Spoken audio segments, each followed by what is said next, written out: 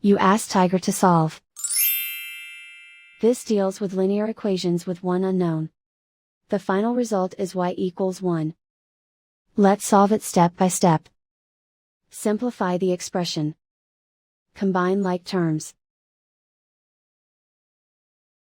Group all constants on the right side of the equation. Add 2 to both sides. Simplify the arithmetic.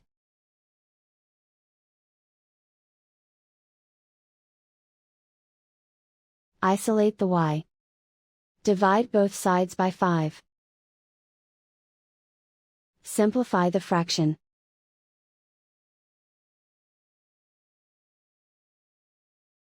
And so the final result is y equals 1.